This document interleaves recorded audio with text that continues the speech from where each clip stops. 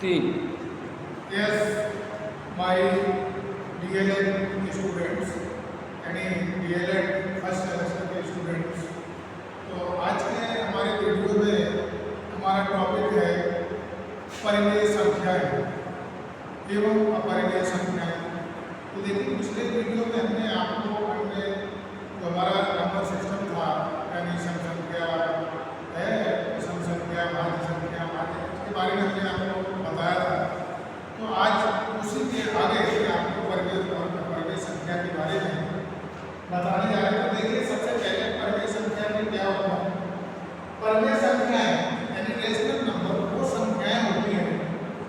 देखिए, ये संख्याएं हैं जिनको p अपान q के रूप में लिखा जा सकता है, जहां p और q कोई ऐसी संख्याएं हैं जो कि अभाज्य हैं।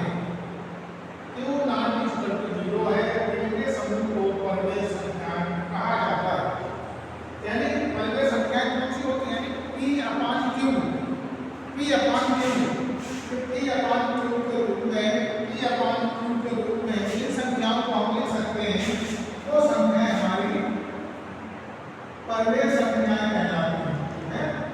वो संख्याएं परिमेय संख्याएं कहलाती हैं।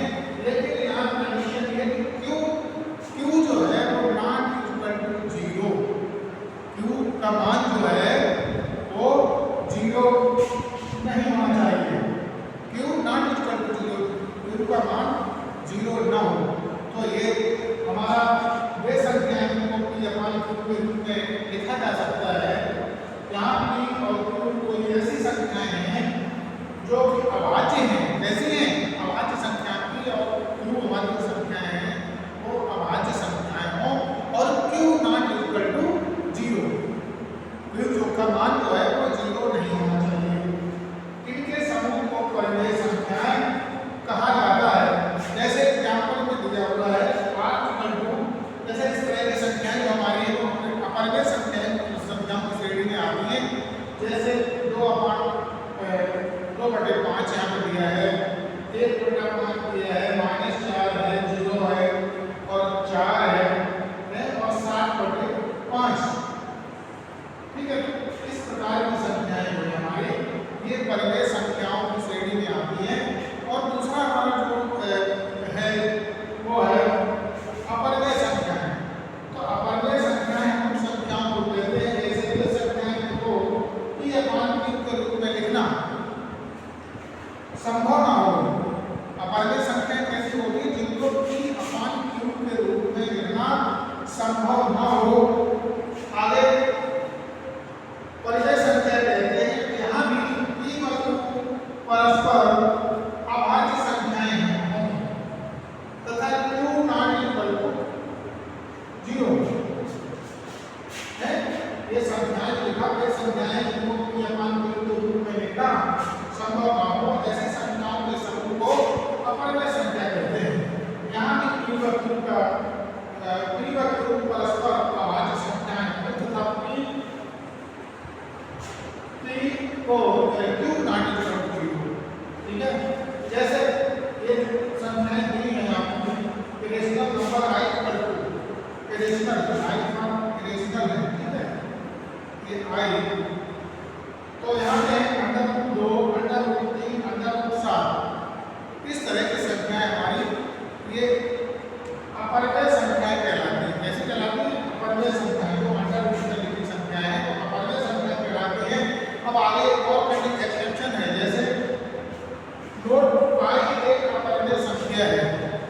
पाई एक अपरिमेय संख्या है क्योंकि हम अक्सर 22/7 को पाई के उपयुक्त मान के रूप में लेते हैं। यानी पाई का मान 22/7 होता है, तो उसी के रूप में हम पाई का मान 22/7 मान लेते हैं और उसको कहते हैं कि ये परिमेय संख्या है। लेकिन नहीं, पाई नॉट इक्वल टू 22/7 यहाँ लिखा है पाई नॉट इक्वल टू 22/7। अतः पाई एक अपरिमेय संख्या है।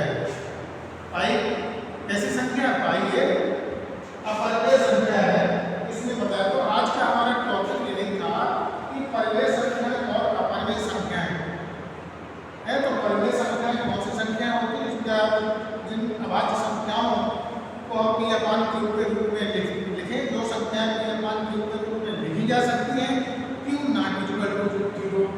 और दूसरी कंडीशन हमारी ये है अपरिमेय संख्याओं में पी अपान क्यू के रूप में लिखना तो चीजें लिखी जा सकती हैं, लेकिन लिखना संभव ना हो।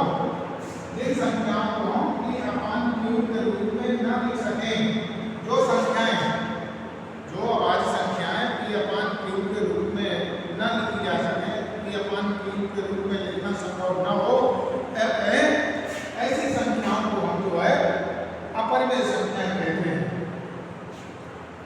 तो ठीक है,